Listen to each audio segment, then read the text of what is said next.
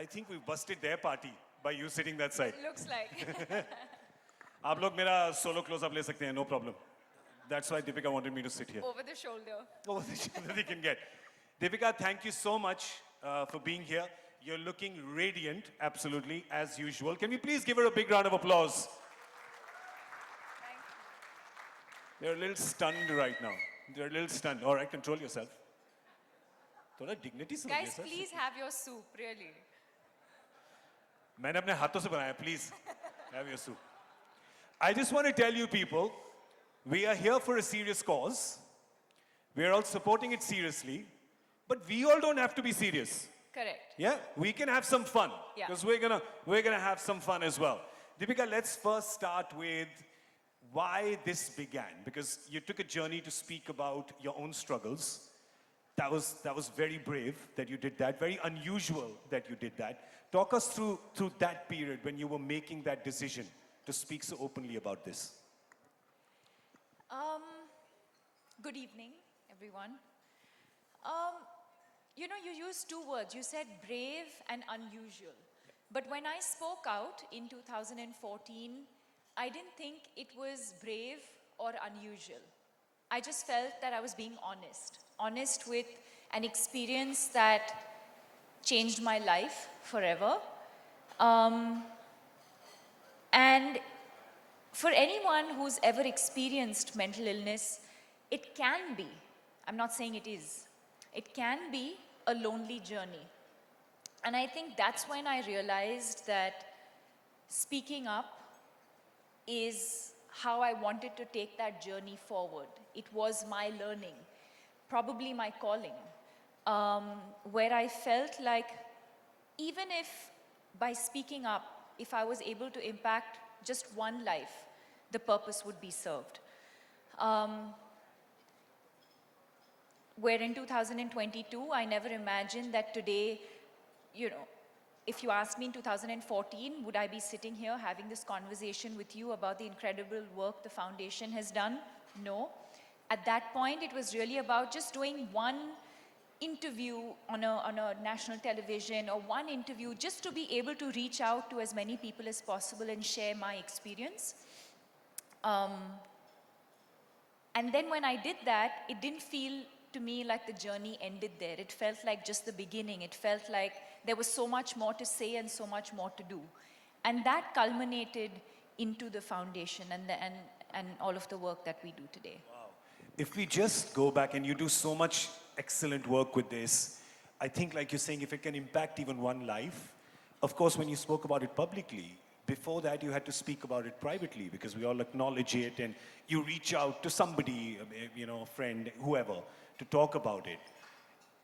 And I think that's the first step that people find very difficult to make. So if you can just talk to people about that, did you face any resistance? Did you face acceptance? What happens in that first step? So I give all the credit to my mother for recognizing the signs and symptoms. Because it just happened out of the blue. I was on a career high, everything was going well, so there was no reason or no apparent reason why I should have felt the way I was feeling. But I would break down,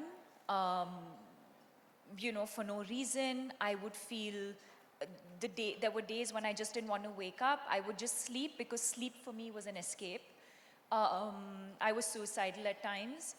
And so, having to deal with all of that, and you know, when my parents live in Bangalore, and every time they sort of visited me, even now when they visit me, I always put on a brave front, like everything is okay, and you know, you always want to show your parents that you're fine, you know. And so I was doing one of those things of like, I'm fine, until, you know, they were leaving one day, they were going back to Bangalore, and I broke down, and my mother asked me the usual hygiene questions like, is it a boyfriend? Is it someone at work? Has something happened? And I just didn't have answers. It was none of these things. And it just came from a really empty, hollow place. And she knew instantly.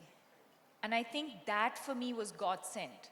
And I really hope, and I think that's one of the reasons why I set up the foundation, for us to be able to create that awareness, to be sensitive to the people around us, to look around us. If someone's feeling low, don't just pat them on the back and say, hey, you know what, it's going to be okay, or, you know, hey, you'll be fine. Or just listen to this music or play some upbeat music and think that everything's going to be okay.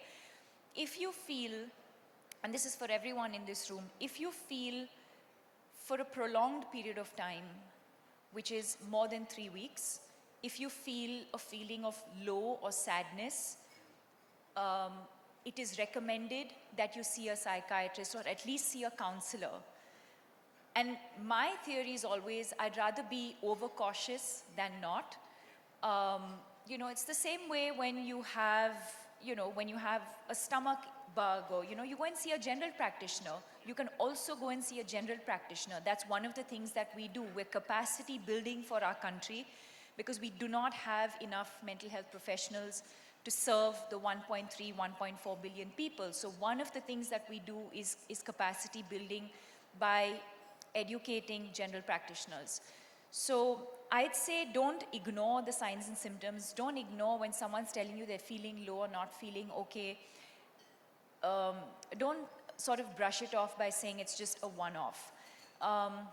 So coming back to this, yes, it's my mother who recognized that I needed help. I spoke to a counselor who I knew. Again, I was fortunate to have known someone within our family circle. And from my voice, she could tell that I needed professional help. And then the journey went on. I was put on to a psychiatrist, medication. That sort of went back and forth for many months. I was resistant to that because there was so much stigma attached, A, to mental illness, B, to, you always have these sort of ideas that you don't want to take medication to do with the mind and with the brain, and you're going to lose control. And so that went on for a couple of months. Until I finally started taking medication and I started feeling better and so on. So yes, it was the immediate people around me knew, but at that point I wasn't ready to tell very many people. It's after I recovered, after many, many months, when I was sitting back and just thinking about this experience that I'd been through, that I felt like I wanted to share my journey with the world. And through this entire period, I think we can give a round of applause for that, please, everyone. Through this entire period, you're getting up every morning and you're still having to put on the war paint and the smiles for the world because you've got to act in movies, you've got to sell movies, you've got to sell products, you're on this high. Geez, on a scale of 1 to 10, what was that difficulty level? Oh, very difficult. 11?